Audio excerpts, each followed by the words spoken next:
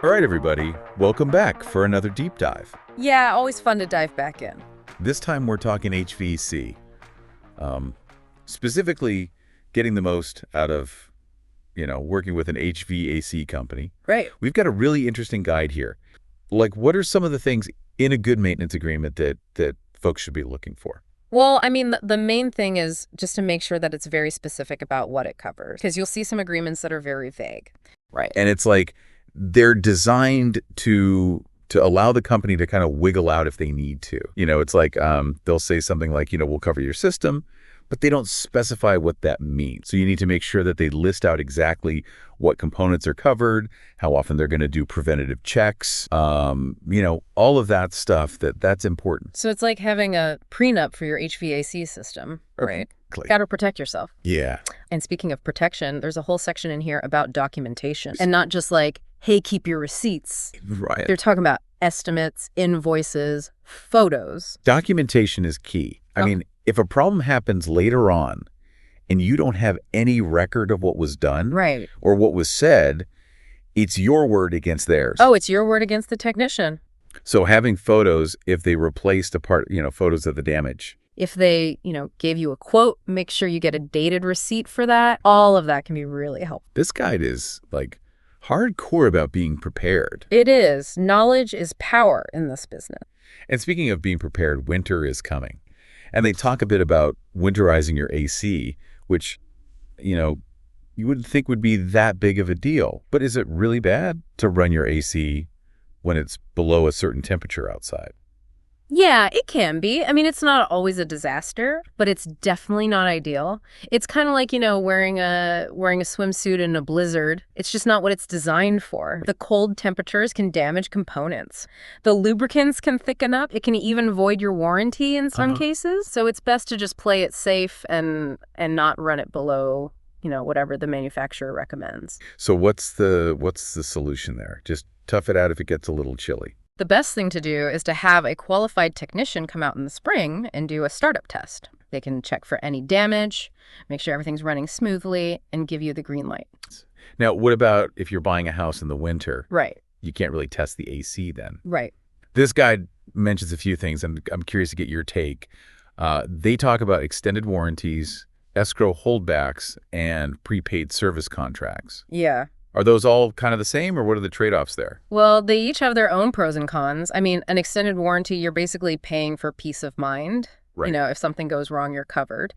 But you're also often limited to using the seller's contractor. With an escrow holdback, you're basically holding back a portion of the money until you have a chance to have the AC inspected. And with a prepaid service contract, you're basically just paying for a tune-up in advance. So it really just depends on your risk tolerance and your budget. Right, because that's the thing. Everybody's situation is different. Exactly. There's no one-size-fits-all here. But one thing that does seem to be pretty universal in here is they keep talking about NATE-certified technicians. Yeah. What is that? Is that like what is NATE certification? Is that like the gold standard? It's definitely the gold standard. I mean, it's the only certification for HVAC technicians that's nationally recognized. And it's not easy to get. I mean, these guys have to pass a really rigorous test. They have to have a certain amount of experience. So you're saying it actually means something. It's not just a sticker they put on their truck. It means something. It means they've demonstrated that they have the knowledge and the skills to do the job right. So if you're looking for a technician, that's something to look for. Absolutely. NATE certified. So how do we take all this knowledge that we're talking about and actually make sure that we're getting the right stuff done? Because it seems like it's one thing to say, get your AC serviced, and it's another thing to actually know what's going on in there. It's funny. Most guys just say, get your HVAC checked twice a year. But this one actually gives you the tools to participate in that process. It's about empowering homeowners. Yeah, like this field worksheet it keeps mentioning sounds kind of intense, but it's basically like a checklist. It is. And you'd be surprised what you can learn by just following along. Okay, give me an example. Some of these tips seem almost overkill. Like asking to see the air filter before A&D after cleaning. I know, right? But think about it. First, it verifies they actually did it, but more importantly, it shows you the WHY. That difference between a clogged filter and a clean one, that's your system struggling to breathe versus running smoothly. I never thought about it like that, but you're right. Okay, what about this one? Request refrigerant pressure readings. What am I even looking at there? Those readings, those are like the vital signs of your AC. The pressures tell you how the refrigerant's flowing, which directly affects how well it cools your house. So if the numbers are off. Could be a leak, failing compressor, all sorts of things you want to catch early. So it's not just about the tech knowing what they're doing, it's about me understanding too. Exactly. Informed homeowners make the best decisions. Last one that's throwing me. Bore scope inspection of the heat exchanger. What in the world? Honestly, that one should be standard practice, but it never hurts to ask. Is it really that important? Heat exchangers like the heart of your furnace, right?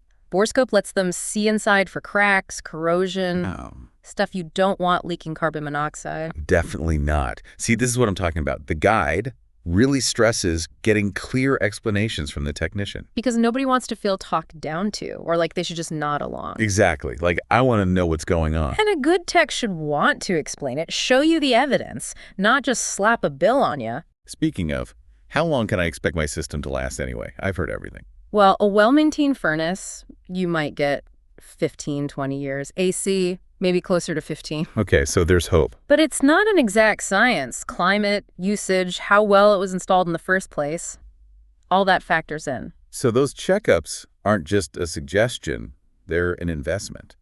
But even with the best care, eventually. Eventually, Father Time catches up. So what about when it's time for a whole new system? Okay, so new system time. This guide is intense. It's not just buying a furnace, it's vent pipes, electrical stuff. Kind of overwhelming. Yeah, it feels like a lot, but it's also a chance to not just replace, but upgrade your whole setup. Efficiency, air quality. Okay, positive spin, I like it. But really, does everything need replacing? The old stuff seems fine. It's like you wouldn't put a new engine in a car and ignore the hoses, belts, right? Make sure it all works together. So it's a system, not just swapping parts.